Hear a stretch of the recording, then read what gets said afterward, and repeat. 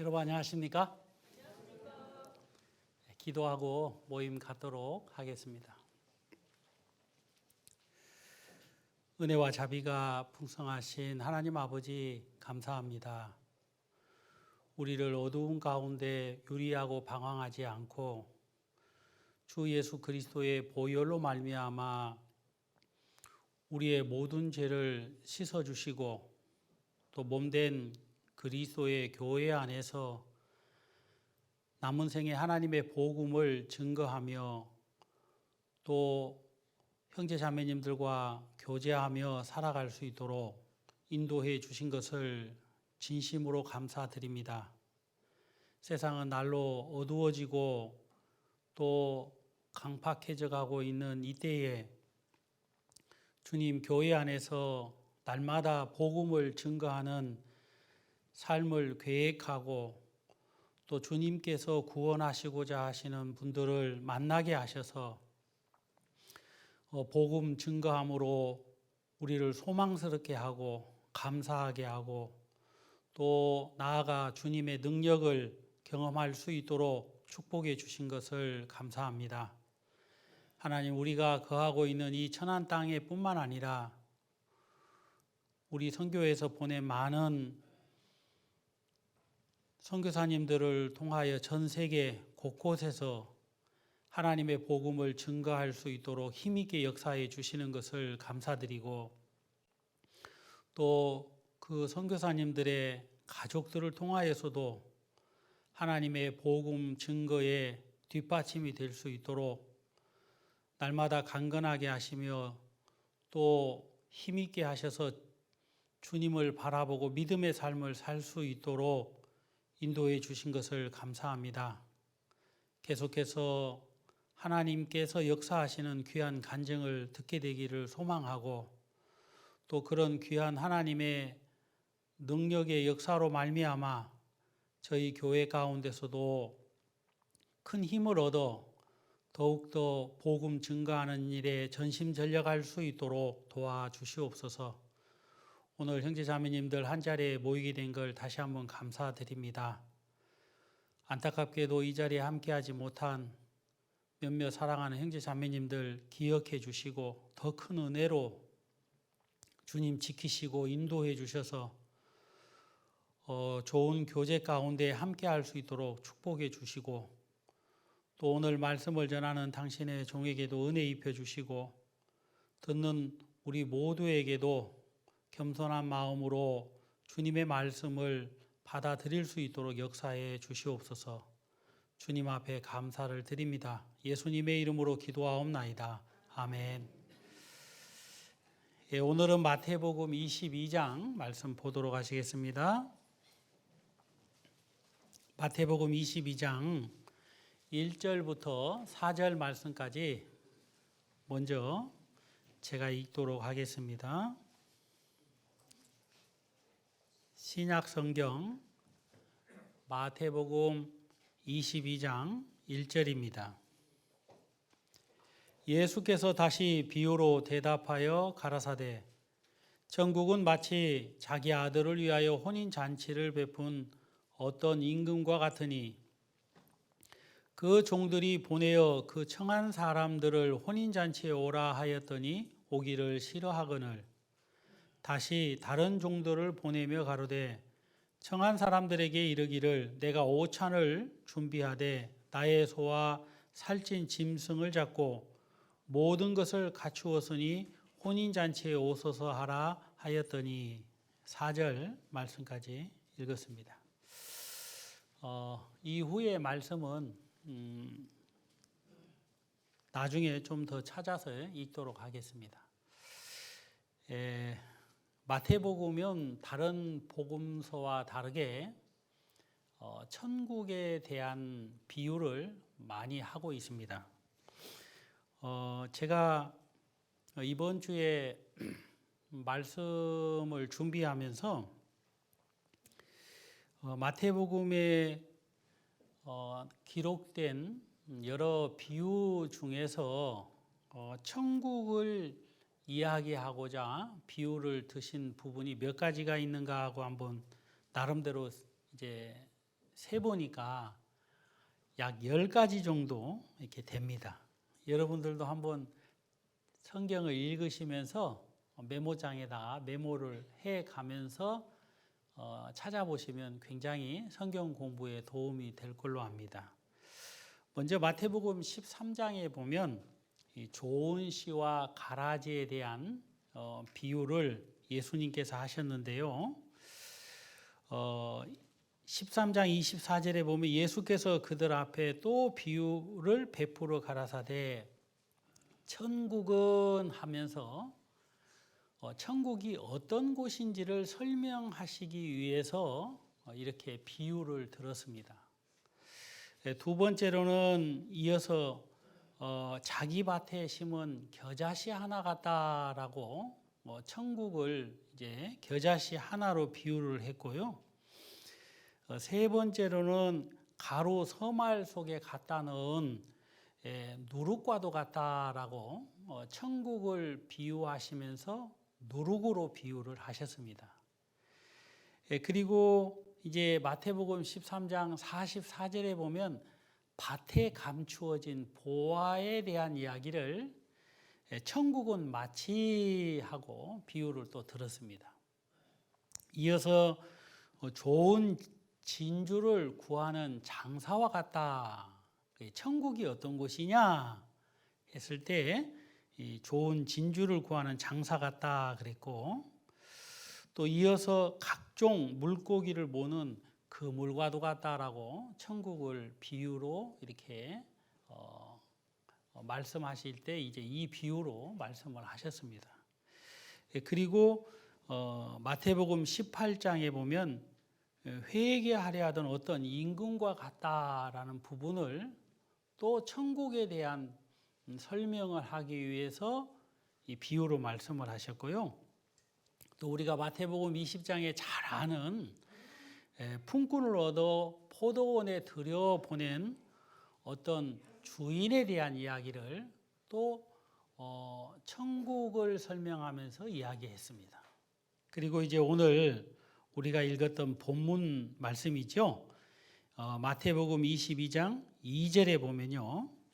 천국은 마치 자기 아들을 위하여 혼인잔치를 베푼 어떤 임금과 같으니라고 이 비유가 천국을 설명하기 위하여 예수님이 말씀을 하셨습니다.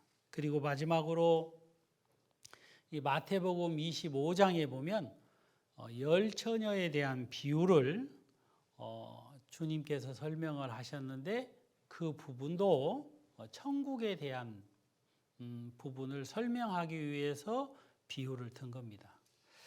이처럼 이제 마태복음에는 천국이 어떤 곳인지를 많은 사람들에게 설명을 자세히 하시기 위해서 이렇게 비유를 들어서 주님이 말씀을 하셨습니다. 그래서 오늘 마태복음 22장의 말씀을 통하여서 천국은 이런 곳이구나, 이런 부분을 말씀하시고자 하시는구나 라고 여러분들이 배우게 되고 또 알게 될 거라고 생각이 됩니다. 근데 이 마태복음 22장에 있는 이 임금님의 혼인잔치에 대한 말씀을 이제 우리가 나누기에 앞서서 구약 성경에 미리 천국은 어떤 곳이며 어떤 일이 일어날 것인지에 대하여서 예언을 한 말씀이 있어요. 예수님이 오시기 전 약 600년 전에 하나님의 종 이사야를 통하여서 하나님께서 천국은 이런 곳이다, 이런 일이 일어날 것이다 라고 예언을 했는데, 우리가 마태복음 22장에 있는 말씀을 배우기에 앞서 이 말씀을 찾아서 한번 읽어보면 더 도움이 될 거라고 생각이 됩니다. 먼저 이사야 22장을 한번 찾아보도록 하겠습니다. 본문 말씀은 여러분이 표시해 두시고 구약 성경 이사야 25장 말씀을 한번 찾아서 같이 보도록 하시겠습니다. 25장 6절입니다. 구약 성경 이사야 25장 6절로 8절 말씀까지 제가 읽도록 하겠습니다. 찾으셨어요? 네, 제가 읽겠습니다. 만군의 여호와께서 이 산에서 만민을 위하여 기름진 것과 올해 저장하였던 포도주로 연회를 베푸시리니 곧 골수가 가득한 기름진 것과 올해 저장하였던 맑은 포도주로 하실 것이며 또 이 산에서 모든 민족의 그 가리워진 면박과 열방의 그 덮인 휘장을 제하시며 사망을 영원히 멸할 것이라. 주 여호와께서 모든 얼굴에서 눈물을 씻기시며 그 백성의 수치를 온 천하에서 제하시리라. 여호와께서 이같이 말씀하셨느니라. 이사야서 25장은 임금님의 혼인잔치, 다시 말하면 하나님께서 신랑 되신 예수 그리스도와 신부 되신, 다시 말하면 예수님의 그 구속으로 말미암아 구원을 받은 몸된 교회의 일원인 이제 거듭난 그리스도인들의 혼인 잔치에 대한 예화를 이제 마태복음 22장에서 설명을 했는데, 그 이사야서 25장은 예수님의 혼인 잔치 때 어떠한 일이 일어날 것인지에 대한 말씀을 미리 예언을 하셨습니다. 여기 보면 여러 이제 혼인 잔치 때 이루어질 그 부분을 예언을 하셨는데요. 우리가 다는 볼 수 없고 8절을 한번 다 같이 한번 읽어보도록 하겠습니다. 8절 찾으셨습니까? 다 같이 읽겠습니다. 사망을 영원히 멸하실 것이라. 주 여호와께서 모든 얼굴에서 눈물을 씻기시며 그 백성의 수치를 온 천하에서 제하시리라. 여호와께서 이같이 말씀하셨느니라.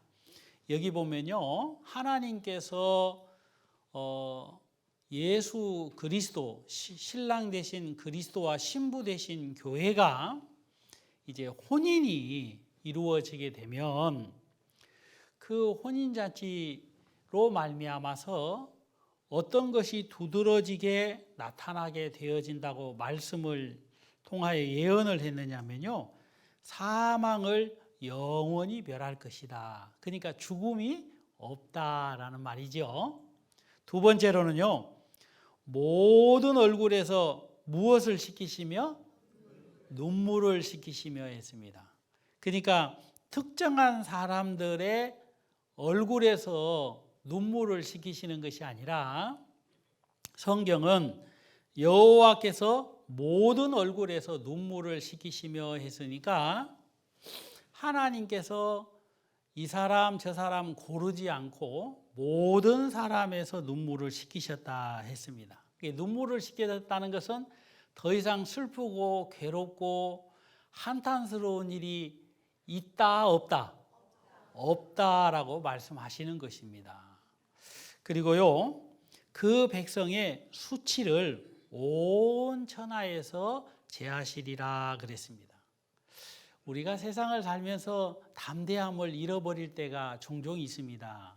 그때는 언제냐 하면 우리도 모르게 우리의 허물과 실수가 드러나서 많은 사람들 앞에, 더 나아가서는 하나님 앞에 수치스러운 부끄러움이 있을 때지요.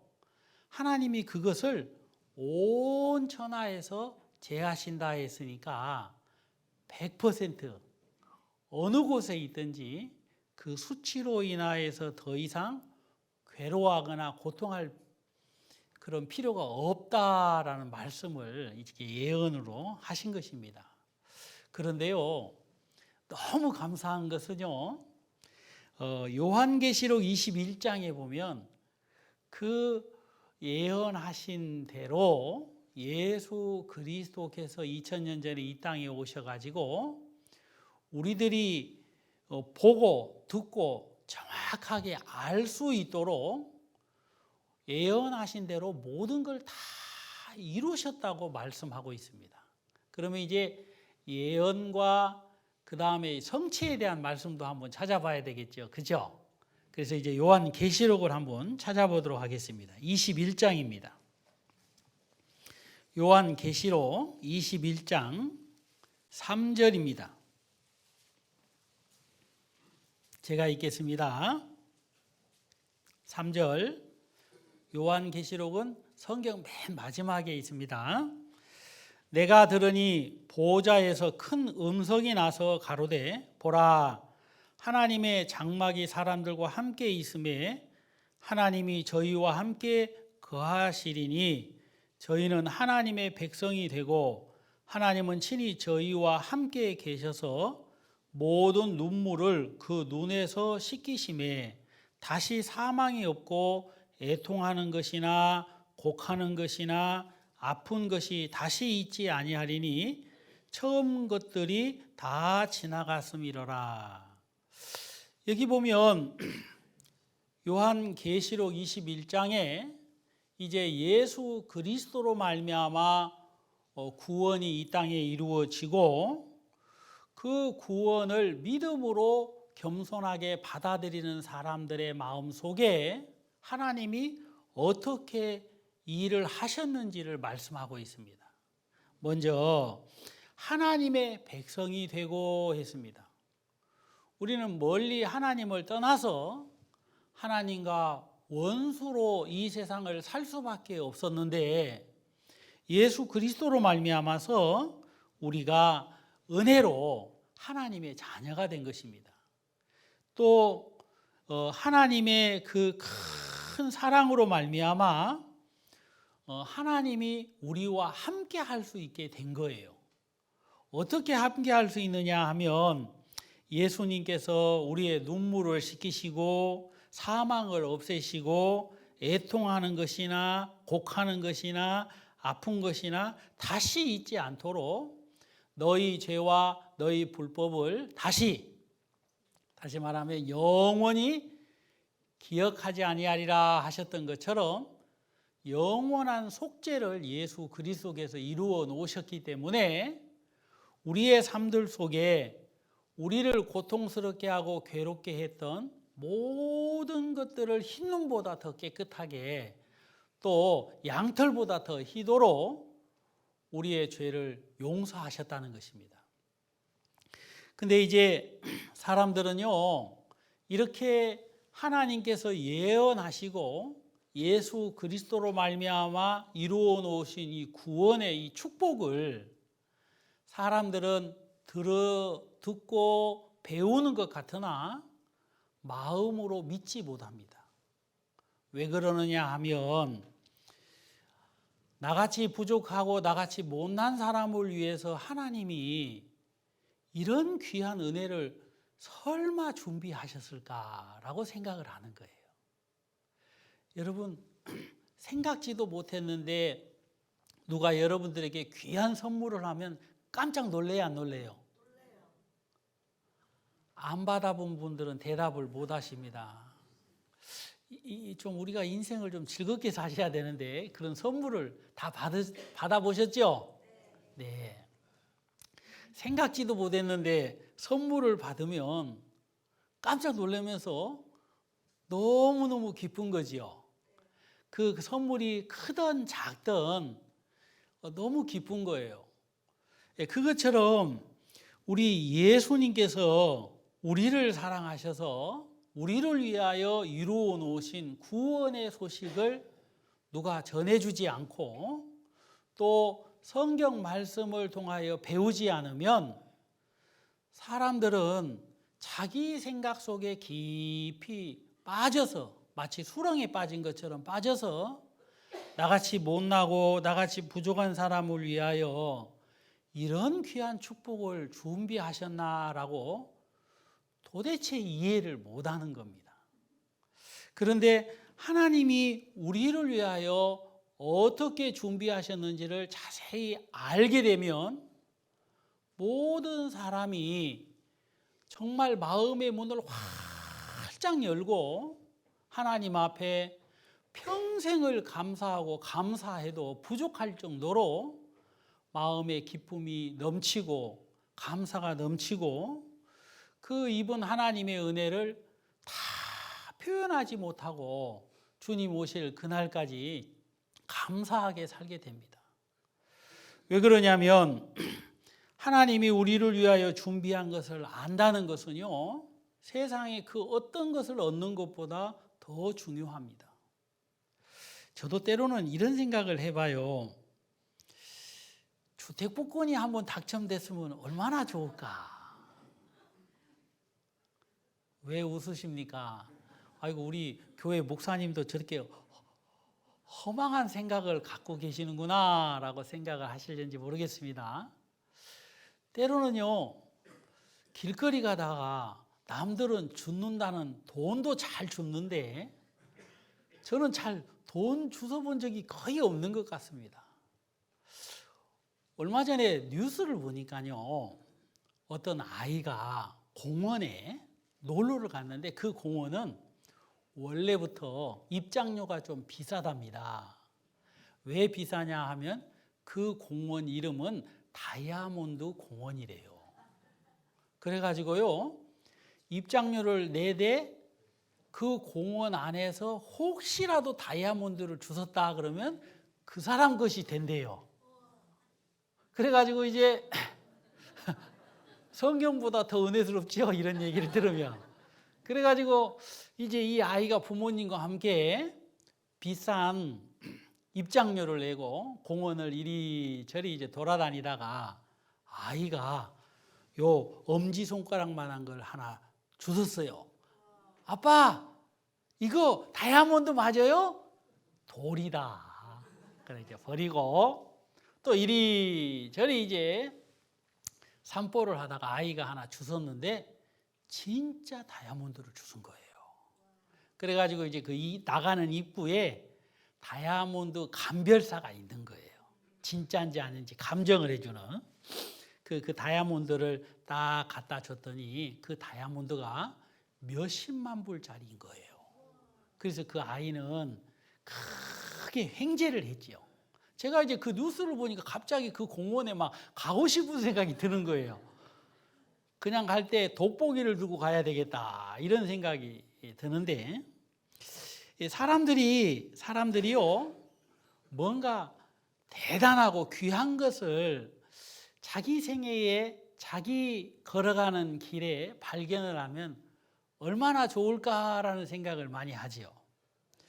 우리가요 이 세상을 살면서 가장 귀한 것이 있는데 그 값어치를 몰라서 그렇지 그 값어치를 알게 되면 세상에 가장 귀한 것 중에 어느 것과 비교할 수 없는 것이 하나가 있는데 천국에 들어가는 그 은혜입니다.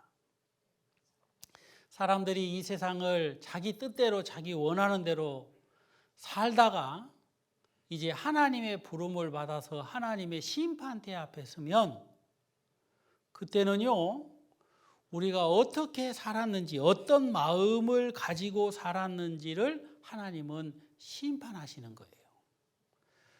사람들은 하나님의 심판이 너무 냉정하다라고 얘기를 하는데 그렇지 않습니다. 자유에는요 꼭 뭐가 따라요? 책임이 따릅니다. 책임 없는 자유는요 방종이에요. 하나님은 이 짧은 인생 속에서 영원히 멸망을 갈 수밖에 없는 우리들에게 은혜에 은혜를 더하셔서 하나님의 나라에 들어갈 수 있는 귀한 축복을 입을 수 있는 기회를 일평생 주시는 것입니다. 그것도 한 번도 아니라 몇 번이요? 몇 번입니까? 영원히는 아닙니다. 일평생 주시는 거예요. 일평생. 순간마다 하나님의 귀한 은혜를 발견할 수 있는 기회를 주시는 거예요. 그런데요, 사람들이 그 기회를 다 모르고 스쳐 지나가는 겁니다. 저도 하나님의 귀한 축복의 은혜를 입을 수 있는 이 구원의 기회를 한 번 딱 받아가지고 구원받은 게 아닙니다. 지겹도록 들었어요. 저는요, 저희 가족에게요, 구원받아라는 소리를 1000번도 더 들은 것 같습니다. 1000번이 뭡니까? 밥 먹을 때도 듣고, 심지어는요, 구원 안 받으려면 밥도 먹지 마라, 이런 소리를 들어가지고 시험이 들 정도로, 구원받은 사람이 시험 들었다는 얘기는 제가 이해가 되는데, 구원 안 받은 사람이 시험 들 정도로 그렇게 구원받아라는 얘기를 많이 들어도요, 소의 경이기예요. 아무리 구원받아라 해도 아우 듣기 싫어요, 그만해요 하면서 구원에 대한 이야기를 들으면요, 무시를 한 번만 한 게 아닙니다. 심지어 사랑으로, 애정으로 사랑하는 아들을 위해서 전도하는 어머니의 말씀 앞에, 어머니 걱정하지 마세요. 어머니는 고생 많이 하셨으니까 천국 가시되 저는 젊은 녀석이니까 지옥 가도 잘 살 거예요. 적응하면서 제가 이렇게 얘기했다니까요. 대단하지요? 하여간 못됐어요, 제가. 그래가지고 구원을 받을 수 있는 기회가 한 번만 저에게 주어진 게 아닙니다. 수도 없이 주어졌는데도 다 스쳐보냈습니다. 하나님은요, 우리들에게 구원받을 수 있는 기회를 일평생 허락하시는 거예요.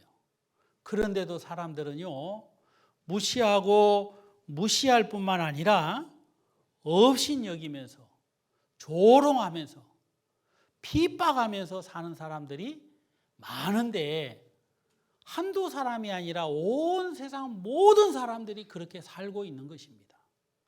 어떤 분은요, 악한 말을 안 해서 자기는 괜찮다라고 생각하는 것이 생각하면 안 돼요.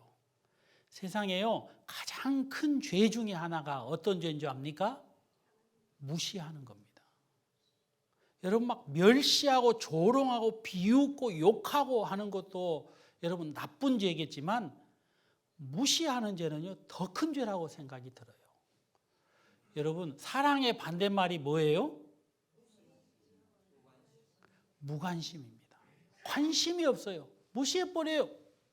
그래가지고 결혼을 한 부부가 서로에 관심이 없다 그러면 얼마나 불행한 인생이겠습니까? 그래 안 그래요?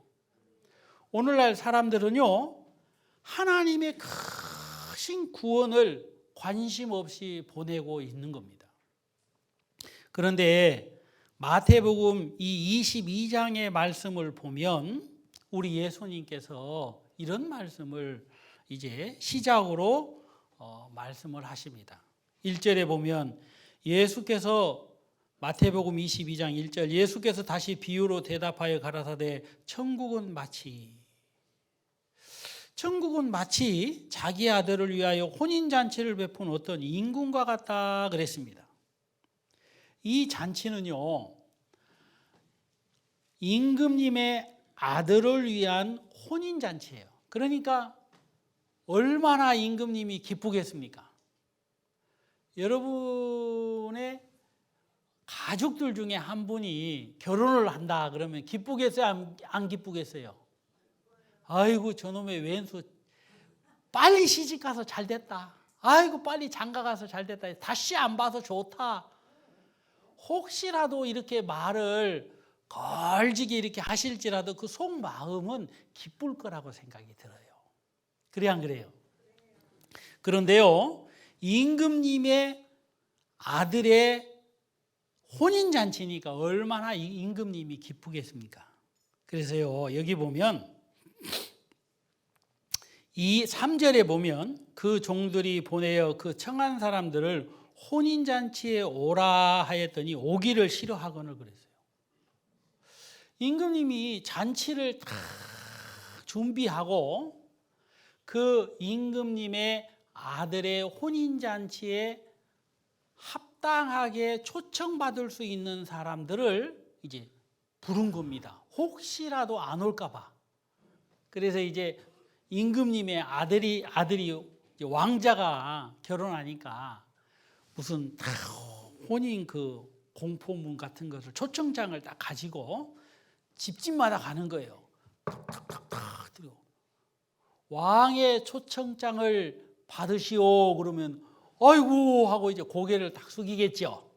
그러면 몇 월 며칠 몇 시에 임금님의 아들 왕자님께서 혼인을 하게 됩니다. 참석해 주시옵소서 하고 정중하게 이제 말씀을 드렸더니 그 청함을 받은 사람들이 오기를 싫어하는 거예요. 신기해 안 신기해요?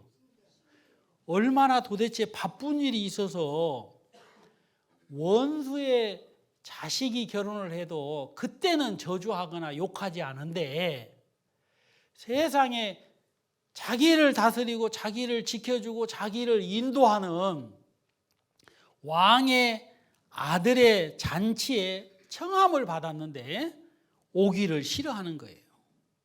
그래가지고 종들이 돌아와서 임금님께서 초청한 사람들이 왕자님의 잔치에 오기를 싫어한다고 합니다. 그러니까 임금님께서 이놈들 너희들이 예의 바르게 이렇게 잘 초청장을 보여주면서 정중하게 초청을 해야지. 그래가지고 4절에 보면 뭐라고 얘기합니까? 임금님이 다시 다른 종들을 보내며 가로되 그랬어요. 누구 어떤 종을 보냈다고요? 똑같은 종을 보낸 게 아니고 다른 종을 보낸 거예요. 좀 더 예의 바르고 좀 더 은혜스럽고 좀 더 정확하게 뜻을 밝혀서 초청할 수 있는 종을 보내면서 임금님이 잔치를 준비했는데 어떻게 준비했는지 설명을 할 수 있도록 보낸 겁니다. 자, 우리가 4절 한번 길지만 다 같이 한번 읽어볼까요? 4절 찾으셨습니까? 자, 읽겠습니다. 다시 다른 종들을 보내며 가로되 청한 사람들에게 이르기를 내가 오찬을 준비하되 나의 소와 살찐 짐승을 잡고 모든 것을 갖추었으니 혼인잔치에 오소서 하라 하였더니. 여기 보면 임금님께서 다른 종들을 보내면서 뭐라고 말씀하냐면 모든 것을 갖추었으니 혼인잔치에 오소서. 여러분 우리가 오늘 말씀 들으니까 좀 집중하기 위해서 한번 저를 따라해 보세요. 모든 것을 갖추었으니. 예, 임금님께서 혹시라도 청함을 받은 사람이 부족함으로 인해서 부담스러워서 오지는 못할까 싶은 그 염려가 있으신 것 같아요. 그래서 임금님이 분명하게 말씀하십니다. 모든 것을 갖추었다.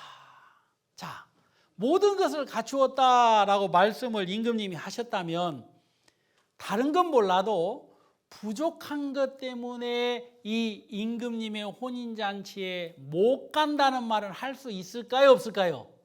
없는 겁니다. 모든 것을 갖추었으니 했으니까 나는 임금님의 잔치에 이것 때문에 못 가라고 변명할 만한 그 변명의 그 소지가 하나도 이유가 안 되는 거예요. 예를 한번 들어보겠습니다. 임금님의 혼인잔치, 이제 임금님의 아들의 혼인잔치가 벌어지니까 임금님이 초청을 한 거예요. 대처라, 이 내 아들의 혼인잔치에 오너라. 임금님, 저 못 갑니다. 왜 못 가나? 양복이 없어요. 임금님의 잔치에 추리닝 입고 갈 수 있어요, 없어요? 있어요, 없어요?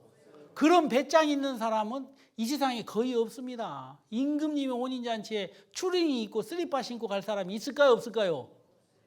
동네 깡패도 그렇게는 못해요. 비더더가지고 양복을 하나 사가지고 입고 갈 망정 그렇게는 못합니다.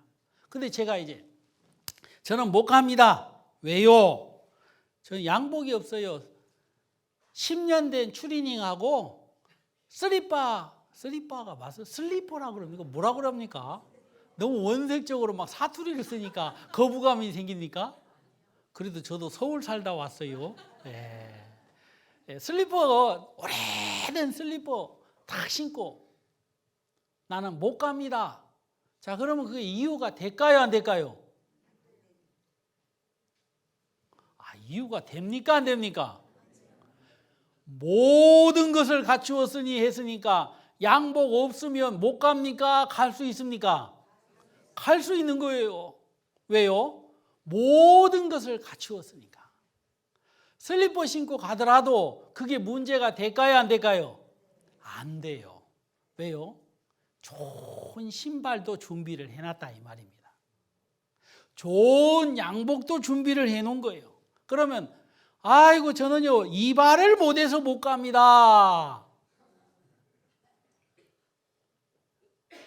어째 그렇게 더벅머리를 하고 그렇게 게으르게 사냐? 너는 안 돼. 어디 가서 너는 선을 봐도 100번 보면 100번 떨어지겠다. 어떻게 머리가 그렇게 막 깎지도 않고 그렇게 산 사람처럼 그러고 사냐? 막 머리가 막 이렇게 막 크고 막 지저분해도 까마귀가 막 형님 할 정도로 막 지저분 머리를 해도 그게 이유가 될까요, 안 될까요? 안 됩니다. 이런 머리를 하고 가도 됩니까? 네, 모든 것을 갖추었으니. 이 모든 것을 갖췄다는 이 말씀은요, 머리도 예쁘게 단정할 수 있도록 전용 이발사가 앞에 준비되어 있을까요, 없을까요? 여러분들이 연예인의 삶을 안 살아봐서 잘 모르시는데요. 저는 텔레비전으로 보니까요, 연예인들이나 아나운서들이나 여러 이제 출연진들이 텔레비전 앞에 설 때 보면 메이크업을 다 해주더라고요. 그게 기본인 거예요. 잘 보이도록. 여러분, 이 모든 것을 갖추었다는 것은요, 부족함으로 인하여 혼인잔치집에 갈 수 없다는 이유는 말이 안 되는 것입니다. 두 번째, 자, 마태복음 이 22장에 보면 모든 것을 갖추었으니 라고 말씀을 했지만요, 9절에 보면 또 임금님이 뭐라고 말씀하십니까? 9절 다 같이 한번 읽겠습니다. 사거리 길에 가서 사람을 만나는 대로 혼인잔치에 청하여 오너라 한대. 자, 어떤 종류의 사람을 임금님이 데려오라고 하는 겁니까? 만나는 대로 아무나. 초청을 받은 이 3절, 4절에 나오는 이 사람들이 다시 모든 것을 갖추었으니 오소서 했더니 이 사람들이 5절에 보면 자기 상업차로 가고 자기 밭으로 가고 남지기는 그 임금님의 종들을 잡아 죽이는 일을 했어요. 그래서 임금님이요 군사를 보내서 그 사람들을 진멸하고 큰일 났다. 아니 내가 모든 것을 갖추었는데 왜 이 혼인잔치에 오기를 싫어하는지 모르겠다 하면서 다시 종들을 보내는데 이제는 청한 사람들에게 보내는 게 아니라 사거리 길에 가서 사람을 만나는 대로 초청해 갖고 오느라 그랬어요. 여러분 따라해 보세요. 사거리 길. 이 사거리는요 무슨 뜻이냐 하면 동서남북, 남녀노소, 빈부귀천 모든 사람입니다. 여러분 사거리 길에는 여러분들처럼 멋쟁이 잘 가꾸신 분들만 지나갑니까? 아니면 남루한 옷을 입고 정말 가난한 사람도 지나갑니까? 사거리 길에는요 모든 사람이 지나가는 곳입니다. 아픈 사람도, 가난한 사람도, 못 배운 사람도, 많이 배운 사람도, 젊은 사람, 젊음이 막 끌어 넘치는 그런 젊은 사람만 지나다니는 게 아니라 이제 황혼의 이제 인생길에 들어선 연세 드신 많은 어르신들도 지나가고 모든 사람이 지나가는데 가서 만나는 대로 데리고 오라 그런 거예요. 제가요 교회에서 이제 집회를 할 때 저녁에 전도 집회를 위해서 만든 전단지가 있어가지고, 아이고 이거 전도 집회 끝나면 이제 이거 더 이상 못 쓰니까 이걸 사거리 길에 가서 사람들에게 나눠줘야 되겠다 해가지고 이제 그걸 들고 나가면서 누구한테 나눠주지? 이 마태복음 22장에 있는 말씀이 생각나는 거예요. 만나는 대로 주자. 그래가지고 이제 막 애든 어른이든 뭐 할머니든 뭐 학생이든 만나는 대로 막 준 적이 있어요. 여러분, 만나는 대로라는 말은 어떤 사람의 모습을 보고 골라가지고, 다시 말하면 선택해서 초청하라는 게 아닙니다. 그래 안 그래요? 그렇죠? 근데요, 여기 참 재미난 말씀이 있는데요. 이제 너는 만나는 대로 혼인잔치에 청하여 오너라 하고 임금님이 딱 명령을 하니까 이 종들이요, 그 말씀을 듣고 사거리 길에 나가야 안 나가요? 빨리 나가세 해가지고 이제 탁 나가가지고 10절에 종들이 어떻게 하는지 한번 읽어보도록 하겠습니다. 누구를 도대체 데려오는지 다 같이 읽겠습니다. 종들이 길에 나가 악한 자나 선한 자나 만나는 대로 모두 데려오니 혼인 자리에 손이 가득한지라. 여러분, 만나는 대로 데리고 오너라, 이 뜻은 무슨 뜻이냐 하면 따라해 보세요. 악한 자나 선한 자나. 네. 여러분, 이 잔치는 참 희한한 잔치예요. 우리 예수님께서 천국이 어떤 곳인지를 설명하기 위한 잔치이기 때문에 더더욱이 이 말씀을 하셨다고 생각이 되는데요. 이 잔치에는 누구든지 어떤 사람이든지 참여하는데 부족함이 없는 잔치인데, 심지어 옷을 잘 입으나 못 입으나 그게 문제가 아니라 그걸 훨씬 뛰어넘어서 악한 자나 선한 자나, 다시 한번 따라해 보세요. 악한 자나 선한 자나.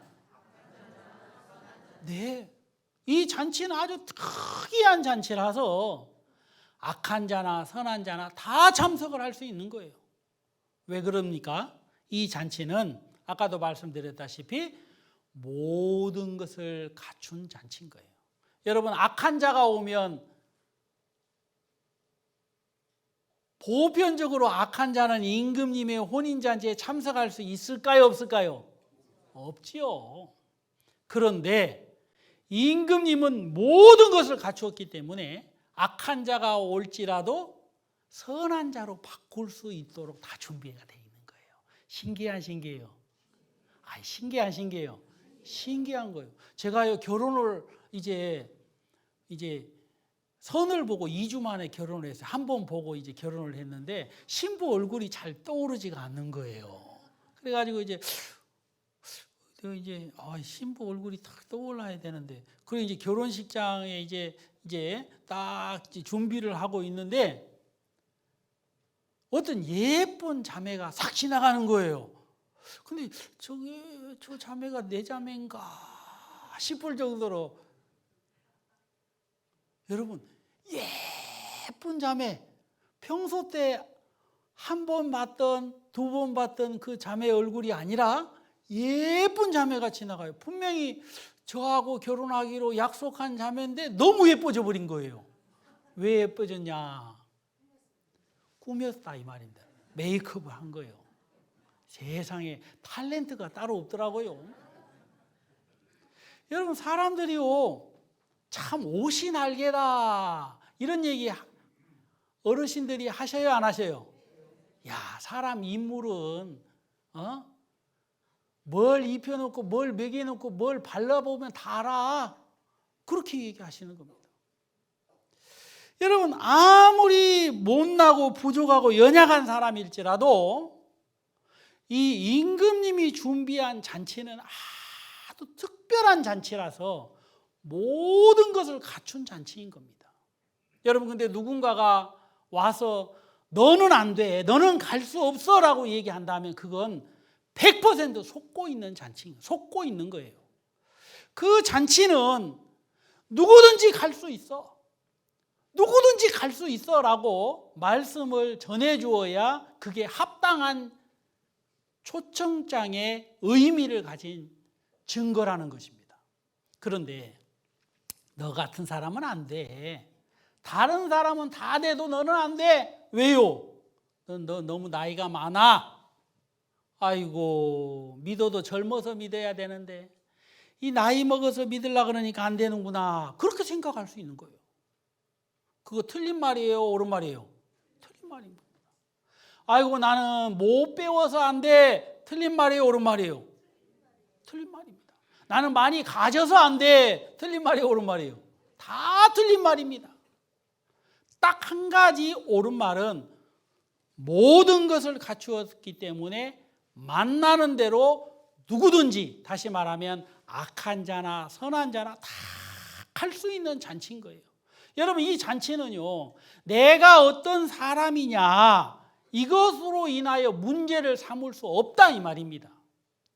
제가 몇 번 지금 말씀을 드립니다마는 임금님이 모든 것을 갖춘 잔치다 이 말이에요.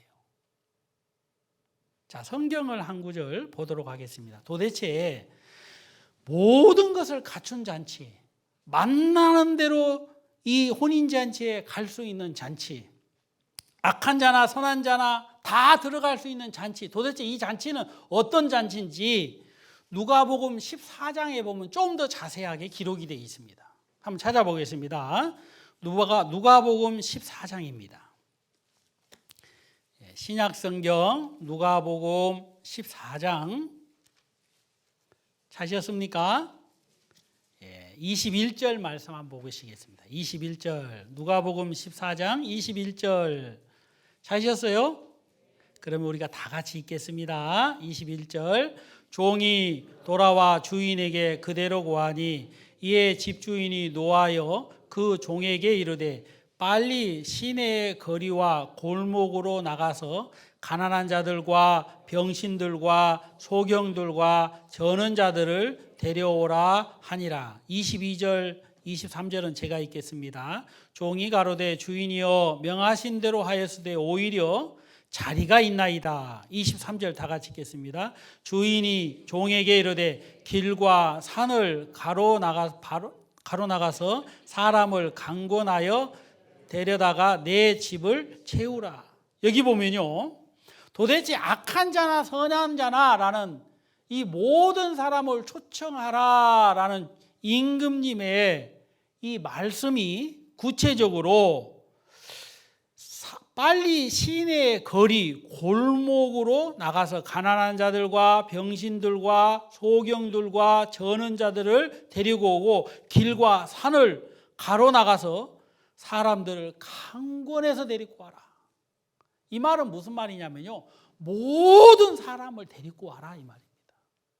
여러분, 이 잔치는요, 장애인이라고 갈 수 있는 잔치고 비장애인이라고 못 가는 잔치가 아니라 이 말입니다. 다 갈 수 있는 잔치예요. 맞아요, 안 맞아요? 맞지요. 여러분, 여기 보면 참 요즘은 이런 말 잘 안 쓰죠. 예의 바르지 못해서. 병신들과, 여러분 이 말은 뭐냐면 지체 부자의 뭐라 그러죠? 지체 장애인, 아까 얘기했죠. 지체가 좀 부자연스러운 거예요. 여러분, 또 소경, 눈이 안 보이는 거예요. 여러분, 갈 수 있을까요, 없을까요? 갈 수 있는 거예요. 소경을 위해서 모든 걸 준비했어요, 안 했어요? 했는 거예요. 소경도요, 이 잔치에 가면 눈이 뜨입니다. 모든 것을 갖춘 잔치예요. 임금님의 혼인잔치에 부족함 없도록 준비됐기 때문에 내가 부족한 것을 해결할 수 있는 잔치이기도 하는 것입니다.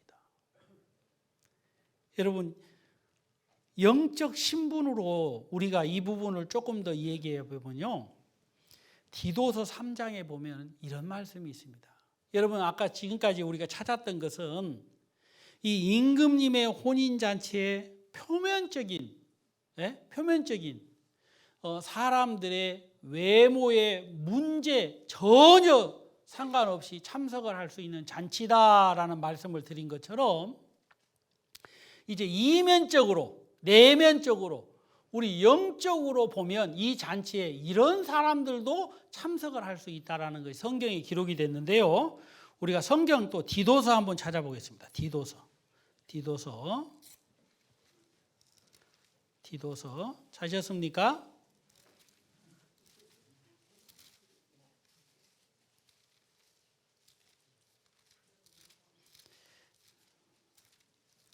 저도 찾기가 힘들어요, 디도서는.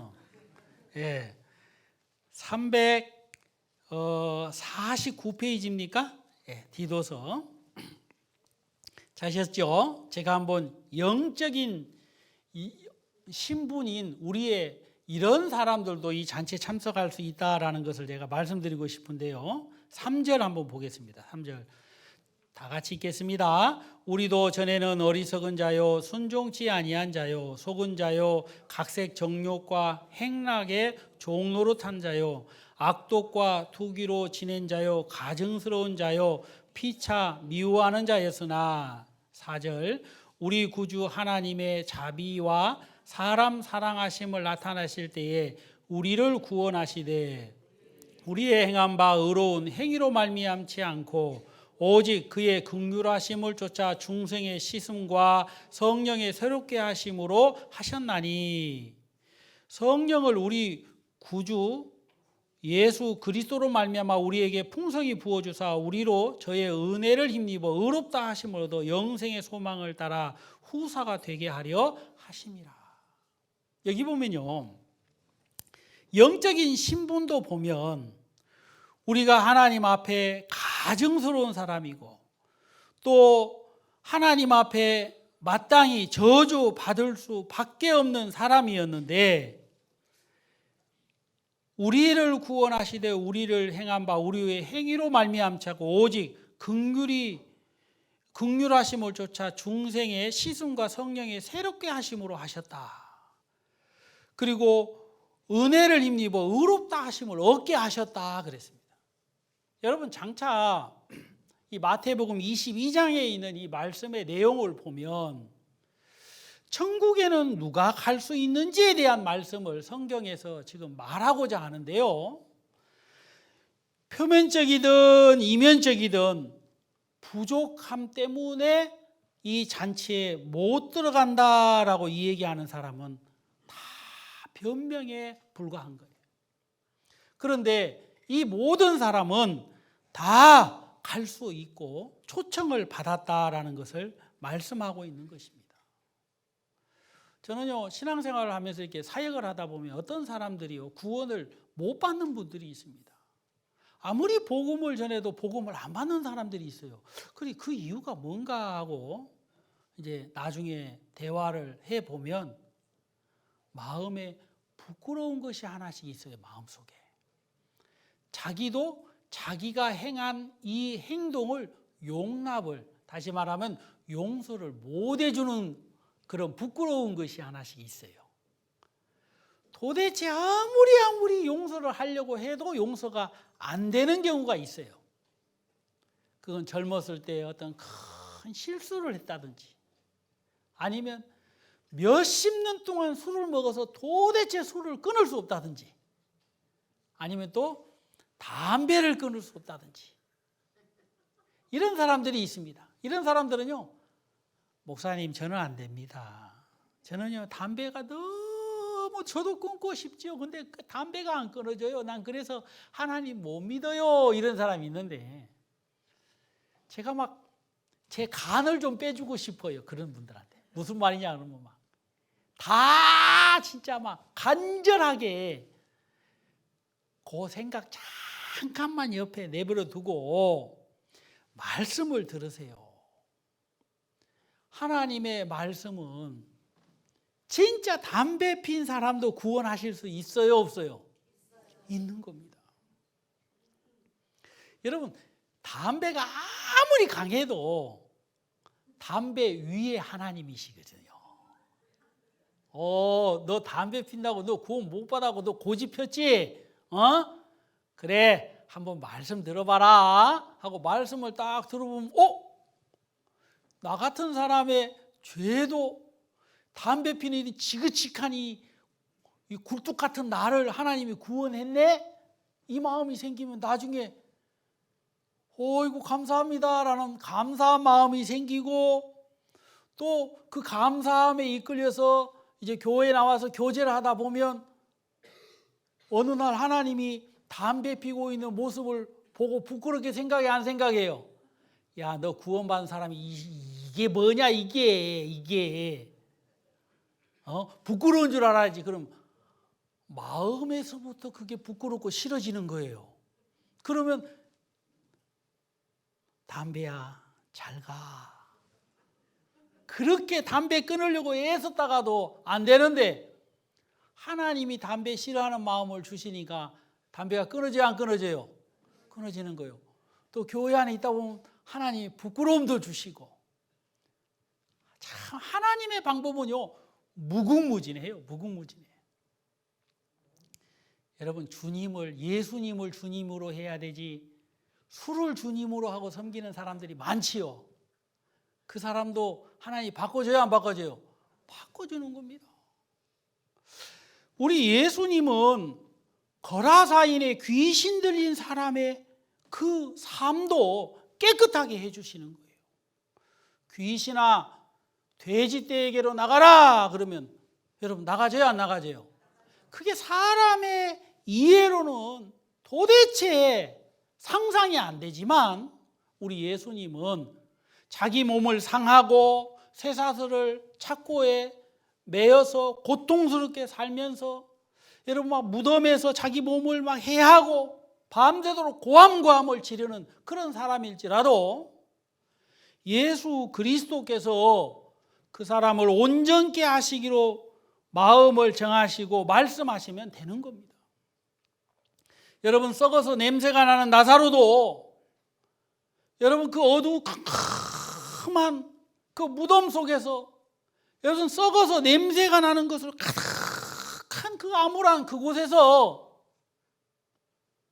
안 썩고 싶어도 안 썩어지지 않는 그런 여러분 자기의 모습에 대해서 1% 소망을 가질 수 없는 그 나사로에게 주님이 말씀하시면 여러분 일어나서 나옵니까 안 나옵니까? 나오는 거예요. 창조의 하나님이신 우리 예수님은 나사로야 나오너라 그러면 나와지는 것입니다. 여러분 우리는 우리 삶들 속에서 하나님을 자판기식으로 생각을 하는 사람들이 많습니다. 그래 자기 수준 안에서 자기가 이해가 되는 범위 안에서 자기가 할 수 있는 범위 안에서 자기 능력의 한계 안에서 하나님이 일하실 것이라고 생각하는데 절대 그렇지 않습니다. 하나님은 십자가에 못 박혀 죽을 수밖에 없는 강도도 천국으로 인도해 드릴 수 있는 분이 하나님입니다. 여러분 그게 거듭남이라는 것입니다. 여러분 강도를 대충 이렇게 씻어가지고 비스무리해서 불쌍히 여겨가지고 그렇게 천국에 들여보내는 게 아니고 거듭나는 겁니다. 거듭나는 거예요. 여러분 애벌레가 나비가 되는 것은 100% 다른 인생입니다. 여러분 우리는 영적으로 주님 앞에 거듭난 인생들입니다. 다시 말하면 나비가 됐다 이 말입니다. 여러분 우리가 나비가 되기 전에 우리는 어떤 사람이었느냐 그러면 땅을 기어다니는 애벌레와도 같은 사람인 거예요. 여러분 어떻게 나비와 애벌레를 비교할 수 있습니까? 애써서 노력해가지고 그렇게 된 것이 아닙니다. 하나님이 모든 것을 준비하셨기 때문에 가능한 것입니다. 그러니까 더러운 죄인이 주 예수 그리스도의 보혈로 말미암아 의인이 된 것입니다. 여러분 의인 비스무리하게 된 것이 아니라 예수님이 십자가에 못 박혀 돌아가셨기 때문에 의인으로 그렇게 불러주자 그렇게 된 것이 아니라 의인이 된 것입니다. 그게 말씀의 능력인 거예요. 땅이 혼돈하고 공허함에 흑암이 깊음 위에 있고 그랬습니다. 창세기 1장에 보면 땅은 절대적으로 소망이 있을 수 없는 그런 형편을 가지고 있었는데 하나님이 빛이 있어라 그러니까 빛이 있었고 그 빛이 하나님 보시기에 좋았더라 그랬습니다. 하나님의 말씀은 생명이기 때문에 없는 것에서 무에서 유를 창조하실 수 있는 분이 하나님인 것입니다. 여러분, 근데 사람들은요, 자기 모습을 보고 나는 안 돼라고 하는 그 고집 속에 빠져 있으면 그게 고집에 빠져 있는 것이 아니라 마귀에게 속고 있다는 사실을 알아야만 한다는 것입니다. 영원한 지옥으로 끌고 가기 위해서 마귀가 우리들을 속이고 있는 거예요. 많은 이론과 사상과 윤리와 도덕으로 심지어 신학적인 여러 가지 그 교육으로 사람들의 마음을 속일 대로 속이고 있는 거예요. 그래서 하나님이 모든 걸 준비했다 했는데도 아니 나는 안 돼. 왜? 네가 몰라서 그래. 내가 다 말할 수 없지만 나는 안 돼. 나는 자격이 없어. 여러분, 천국은 자격으로 가는 것이 아닙니다. 무엇으로 가냐? 임금님이 준비한 것을 겸손하게 받아들임으로 가는 것이 천국인 거예요. 우리 예수님은 마태복음 22장에서 무엇을 우리들에게 각인시키면서 가르쳐 주기를 원하냐면 내가 너를 위하여 모든 것을 준비했다. 이걸 말씀하시고 싶은 거예요. 여러분, 주 예수 그리스도가 십자가에 못 박혀 돌아가셨는데 그 십자가 앞에서 나는 천국에 들어갈 수 없습니다 라고 이 얘기할 수 있는 사람이 누가 있어요? 여러분, 예수님이 어떤 분이신지를 알면 알수록 모든 사람은 고개를 숙이고 하나님 앞에 감사하다고 할 수밖에 없는 거예요. 여러분, 이런 찬송가 있잖아요. 나의 죄를 씻기는 예수의 피밖에 없네. 여러분, 나의 죄를 씻기는 예수의 피밖에 없네. 이 말은 뭔 말이냐면 예수 그리스도의 피는 거룩한 보혈이기 때문에 여러분, 내가 부족하고 내가 연약하고 내가 못나고 내가 추하고 내가 악독하고 투기를 가지고 지내면서 가증스러운 사람이고 피차 미워했던 사람일지라도 다 내게로 오라 그런 거예요. 여러분, 수고하고 무거운 짐진 자들아 다 내게로 오라. 내가 어떻게 한다? 쉬게 하리라 그랬어요. 예수님은 수고하고 무거운 짐을 다 해결할 수 있는 능력이 예수님에게 있다 이 말입니다. 자, 우리가 성경을 한 구절 보겠습니다. 요한복음 6장입니다. 신약 성경 요한복음 6장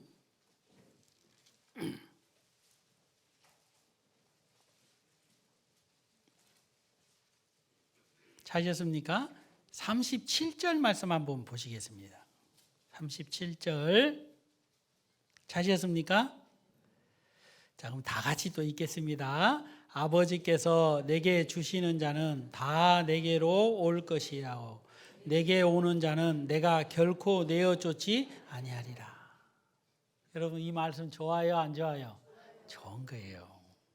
하나님, 나 같은 사람도 임금님의 혼인잔치에 갈 수 있을까요? 그러면요, 올 수 있지요. 아버지께서 내게 주시는 자는 다 내게로 올 것이요. 여러분, 여기에서 참 중요한 포커스가 하나 있는데 다 그랬어요. 따라해보세요. 다. 다. 이 말은 뭔 말이에요? 전부 다. 네, 전부 다. 다 내게로 올 것이요. 아니, 도대체 이런 사람을 불러갖고 어쩌려고 그래? 아이고, 세상에 큰일 났네. 큰일 났어. 우리는 큰일 났어도 예수님은 큰일 납니까? 안 큰일 납니까? 하나도 큰일 안 나요. 불러봐요. 큰일 나나 안 나나? 우리가 이제 다음에 또 집회하는데 한번 불러볼까요? 대답 잘 하셔야 돼요. 우리 집회 때 한번 막 모든 사람 한번 다 불러볼까요? 대답이 또 시원찮네요. 믿음을 좀 가지시고 다시 한번 대답해 봅시다. 다 불러볼까요? 네. 만나는 대로. 정말 저 사람 구원 받을 수 있을까? 아이고, 동네에서 저 사람만 없으면 조용할 거라 그러는데 저 사람도 집회 오면 될까? 그 사람도 한번 불러봅시다.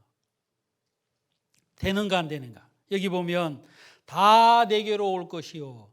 내게로 오는 자는 내가 결코 내어 쫓지 아니하리라. 예수님이 내어 쫓는다 안 쫓는다? 야, 이 사람아, 저런 사람을 데리고 가고 어쩌겠다는 거요? 좀 골라갖고 데려와야지.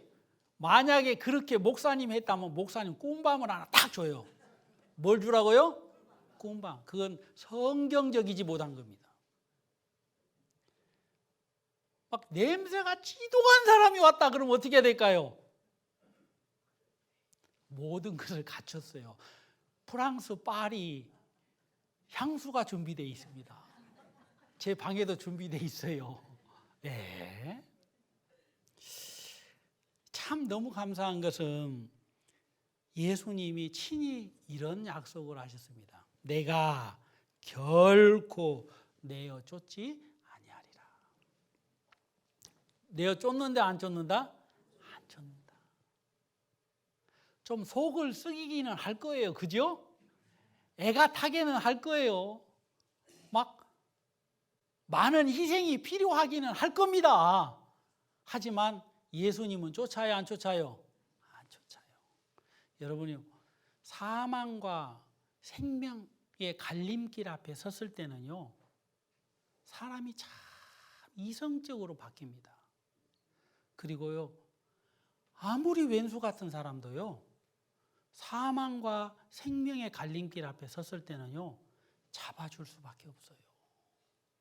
살고 봐야지요. 그래야 안 그래요? 그런 겁니다. 여러분, 전쟁터에서 여러분 총뿌리를 겨루고 상대방을 죽이는 군인들이요,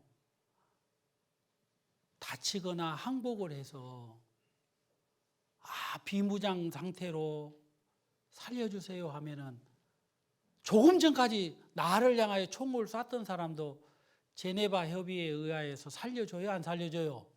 살려주는 겁니다.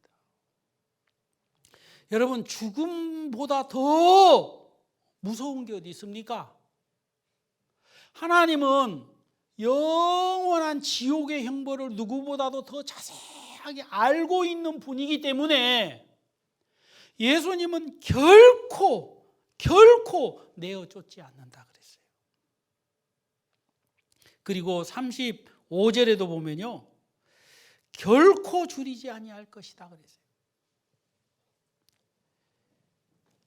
이사야서 1장 18절에 보면 이런 말씀이 있습니다. 여호와께서 말씀하시되 오라 우리가 서로 변론하자. 너희 죄가 주홍 같을지라도 눈과 같이 희어질 것이요 진홍같이 붉을지라도 양털같이 되리라. 행악의 종자이고 누가 이런 재물을 너에게 가져오라고 했느냐. 내가 지기에 곤비하였다라고 이스라엘 백성들의 제사와 월삭과 안식일로 모여서 하는 모든 행위를 예수님이 하나님이 거절하시면서도 그 악한 이스라엘 백성들을 향하여 이 1장 18절에 주홍 같을지라도 진홍 같을지라도 흰 눈처럼 양털처럼 될 것이다 라고 말씀하시는 거예요. 이게 하나님의 사랑입니다. 하나님은 오늘 우리들에게 무엇을 말씀하고 계시는 줄 압니까? 다른 어떤 것보다도 천국은 누가 오느냐? 그 자격을 얘기하지 않는 것입니다. 누구든지 올 수 있는 잔치라는 것을 말씀하고 계시는 거예요. 여러분, 세상은요, 너무나도 여러분 그 능력의 어떤 그 모습을 너무나도 많이 봅니다. 스펙을 많이 보죠. 그래서 얼마나 많은 자격증을 가지고 있느냐, 얼마나 많은 선을 행했느냐.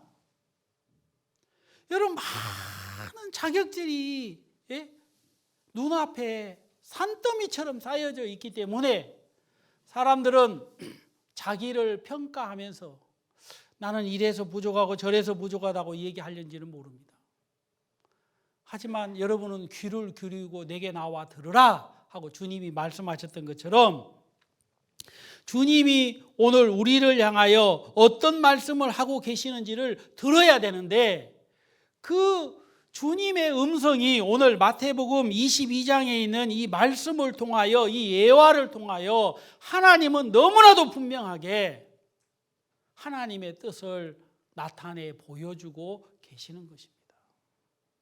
악한 자나 선한 자나 만나는 대로 데려오라. 너무 감사한 건요, 제가 그 이슬람을 믿는 사람하고 상담을 한번 해본 적이 있습니다. 여러분, 종교가 다르잖아요. 그래야 안 그래요? 근데 저는 종교가 다른 거 전혀 문제 안 돼요.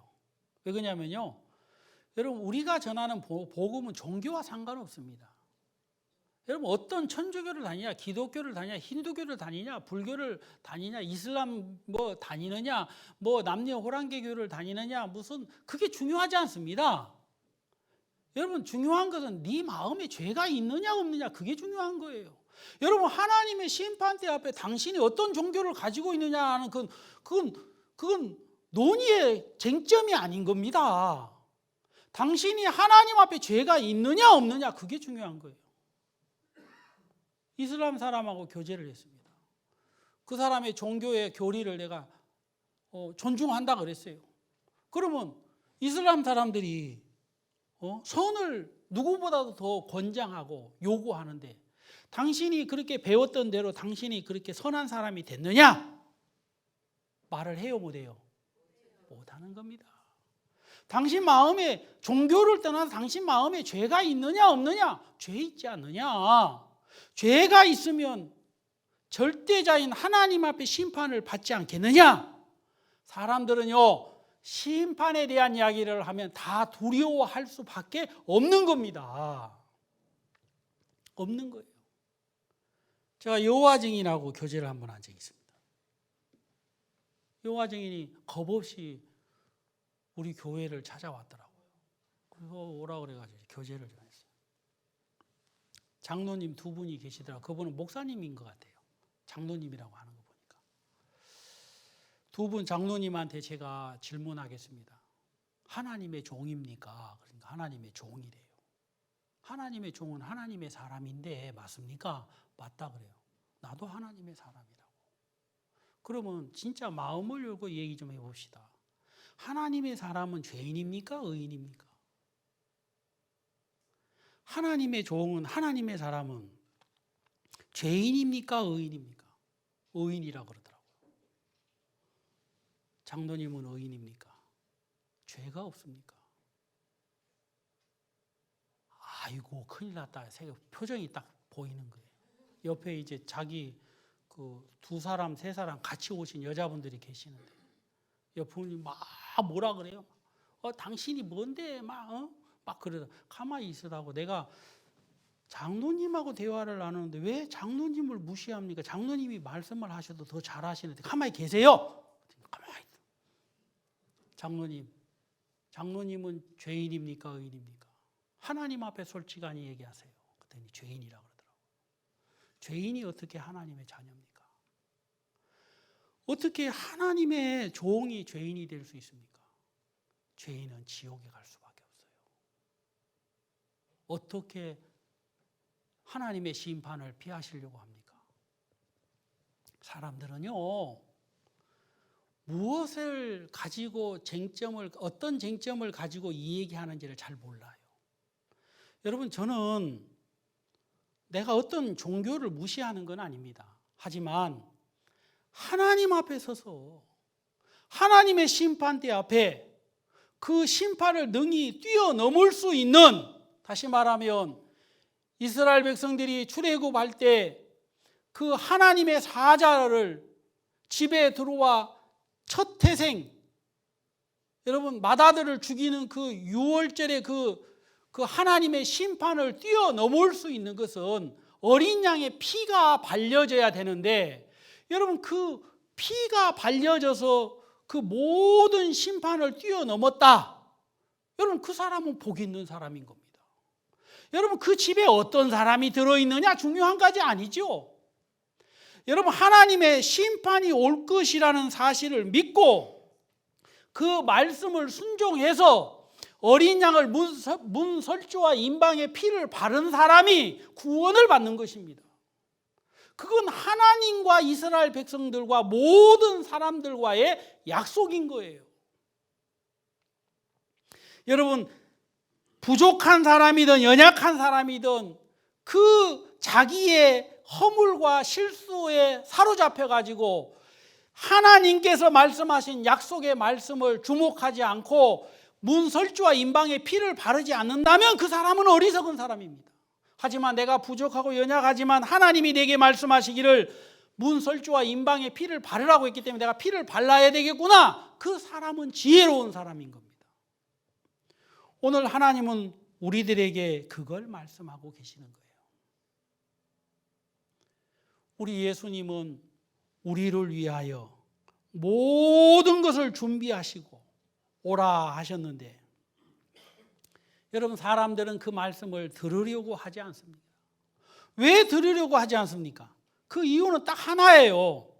여러분, 그건 다른 것이 아니라 마귀에게 속고 있기 때문에 그런 겁니다. 그 이슬람 사람한테도 당신 죄가 있으니까 지옥에 갑니다.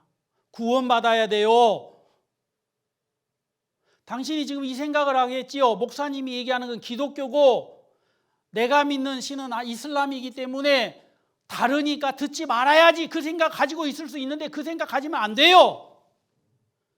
중요한 것은 당신 마음에 지금 죄가 있는 것입니다. 여러분, 그 사람이 뭐라고 얘기할까요? 구원을 받고 싶은데 구원을 받을 길이 없는 겁니다. 여러분, 세상에서 우리의 죄를 씻을 수 있는 것은 예수 그리스도의 보혈밖에, 그게 복음인 겁니다. 모든 것을 갖추었으니 혼인잔치에 오라 이 말입니다. 여러분, 그렇다면 여러분 오늘 이 말씀을 통해서 마태복음 22장에 있는 이 말씀을 통해서 우리의 생각을 바꿔야 됩니다. 어떻게 바꿔야 되냐면, 하나님, 나도 갈 수 있군요. 이 마음으로 바꾸어야만이 말씀을 잘 들은 사람입니다. 그 사람은 그리스도 앞에 나아가기 때문에 그리스도께서 우리를 위하여 무슨 일을 해 놓으셨는지를 들을 수 있는 사람인 겁니다. 그게 하나님의 은혜를 입는 것입니다.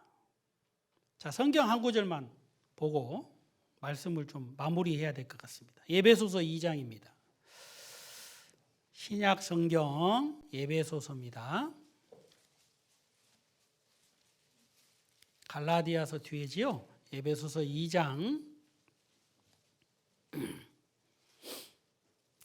1절, 너희의 허물과 죄로 죽었던 너희를 살리셨도다. 3절, 전에는 우리도 다 그 가운데서 우리 육체의 욕심을 따라 지내며 육체와 마음에 원하는 것을 하여 다른 이들과 같이 본질상 진노의 자녀였더니. 참, 우리가 성경에서 하나님이 우리를 향하여 어떤 말씀하시냐면 본질상 진노의 자녀였다 그랬어요. 여러분, 본질상 이 말은요, 근본이 진노를 받을 수밖에 없는 자녀다 이 말입니다. 그런데 4절 다 같이 읽겠습니다. 긍휼에 풍성하신 하나님이 우리를 사랑하신 그 큰 사랑을 인하여 허물로 죽은 우리를 그리스도와 함께 살리셨고 너희가 은혜로 구원을 얻은 것이라. 여러분, 본질상 진노의 자녀였던 우리가 긍휼에 풍성하신 하나님이 우리를 사랑하신 그 큰 사랑을 인하여 허물로 죽은 우리를 구원하셨다, 살리셨다 그랬습니다. 여러분, 이게 모든 것을 갖춘 잔치입니다. 그래서 오늘 예수님은 우리를 부르시는 것입니다. 말씀을 들으라고. 8절 우리 다 같이 읽고 말씀 마치도록 하겠습니다. 8절입니다. 너희가 그 은혜를 인하여 믿음으로 말미암아 구원을 얻었나니 이것이 너희에게서 난 것이 아니요 하나님의 선물이라. 행위에서 난 것이 아니니 이는 누구든지 자랑치 못하게 함이라. 우리 예수님은 모든 것을 갖추었으니 하고 우리를 부르십니다. 왜 하나님이 우리를 위하여 이렇게 모든 걸 준비하시고 우리를 부르실까? 그건 우리를 사랑하신 그 큰 사랑을 인하여 하나님이 긍휼로 우리를 기다리고 부르시기 때문에 그렇습니다. 하나님이 준비한 모든 것은 값이 있는 것이 아니라 뭐라고요?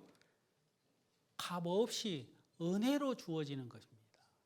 그래서 여기에 나와 있는 말씀처럼 에베소서 2장에 하나님의 선물이라. 따라해보세요. 하나님의 선물.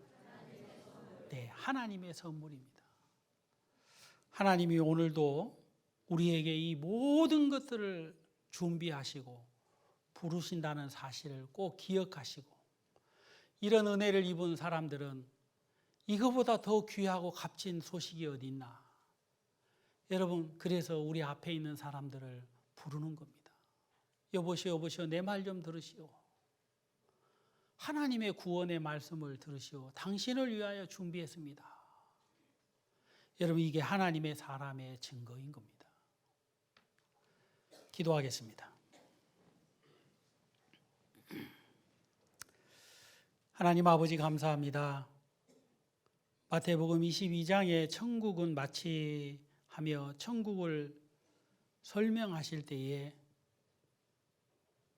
어떤 임금님이 아들의 혼인잔치를 위하여 모든 것을 준비한 이 잔치의 모습을 천국이라고 주님 말씀하셨습니다.